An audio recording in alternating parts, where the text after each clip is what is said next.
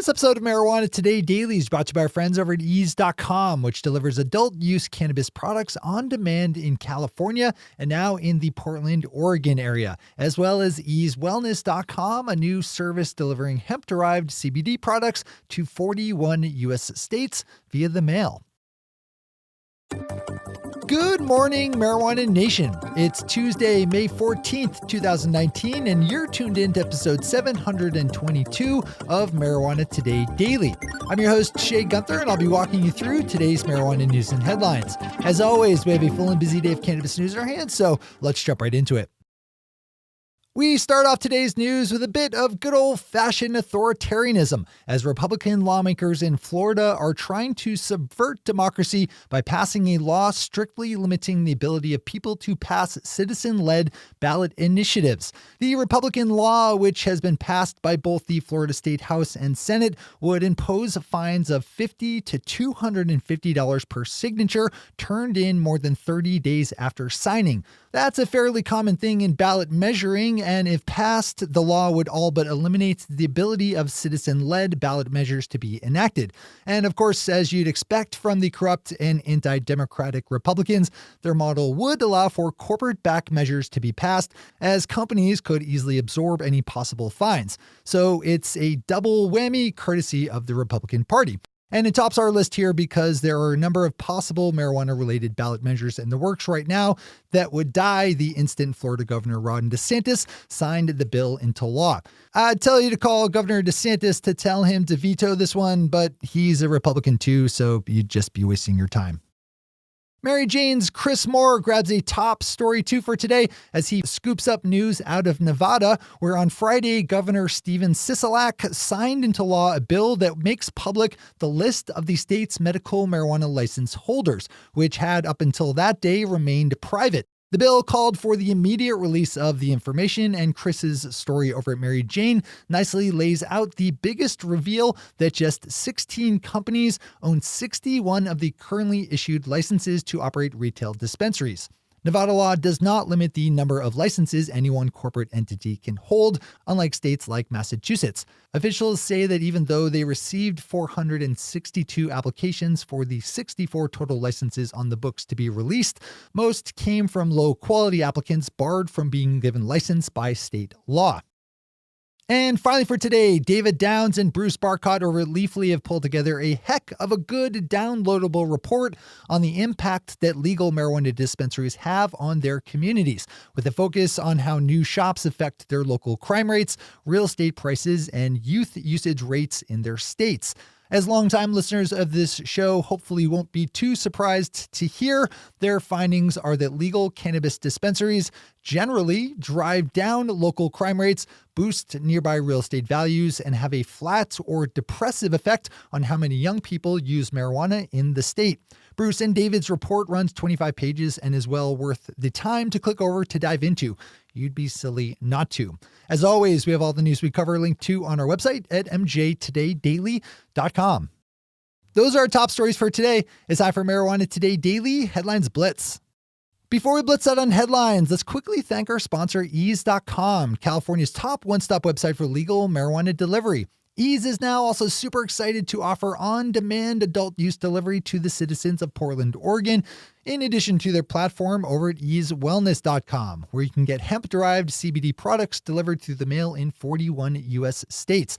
Pop over to Ease.com today to check out the wide array of legal cannabis products they offer up, all properly tested, packaged, and labeled. If you like getting exactly what you pay for, you're going to love being a customer of Ease. Find out for yourself just how easy Ease makes legal marijuana delivery over at Ease.com and EaseWellness.com. Big thanks to everyone at Ease for supporting today's news. All right, time for the Blitz. Yesterday, the New Jersey Department of Health announced a list of changes to the state's medical marijuana program aimed at boosting patient access. The price of registering to become a Garden State medical cannabis patient is being cut from $200 to $100. Patients can now have 2 caregivers instead of 1, and 7 new qualifying conditions are being added. Cannabis oil will now also become legal, which means New Jersey dispensaries will soon stock vape pens. Swing over to ROI and J for the full list of changes. A proposed bill in California would open up large swaths of the state to legal marijuana business that are currently blocked off by local bans and ordinances. The provisions of adult use legalization ballot measure Proposition 64 allows for local towns and cities to disallow legal marijuana businesses to locate within their borders. Right now, around 2/3 of California's cities and towns block legal cannabis. If passed into law, Assembly Bill 1356 would mandate that any town or city with businesses licensed to sell alcohol issue one marijuana business license for every 4 booze licenses it's given out.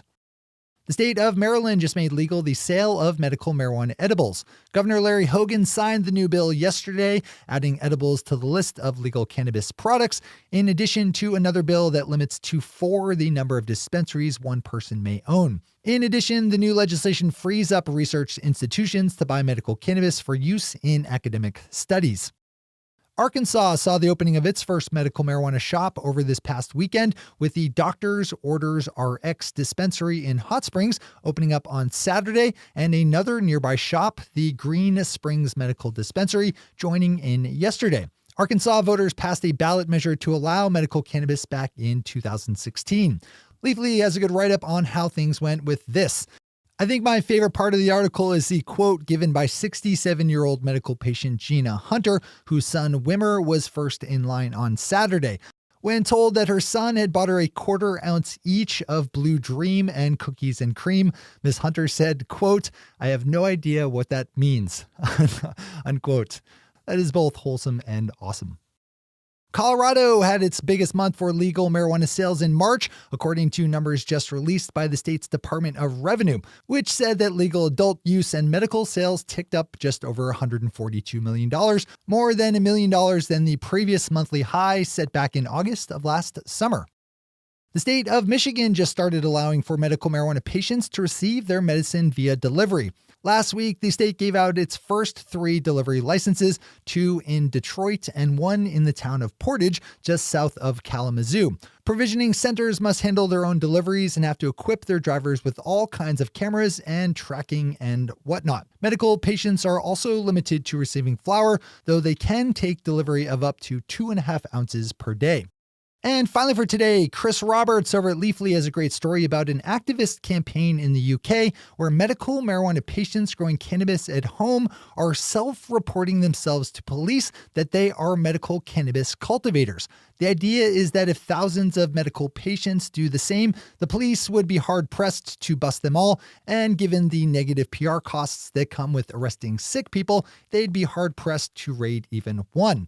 It's incredibly brave and frankly one of the smartest ideas in activism that I've heard in a while. Please open this one up for the full dive in.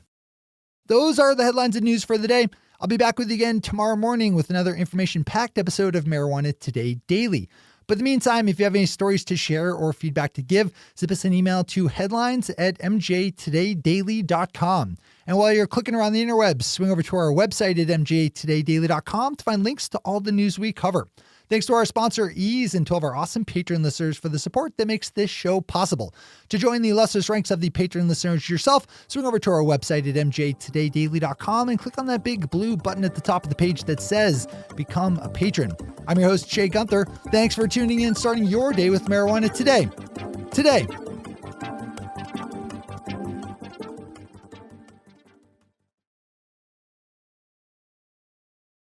One take, Shay. One take.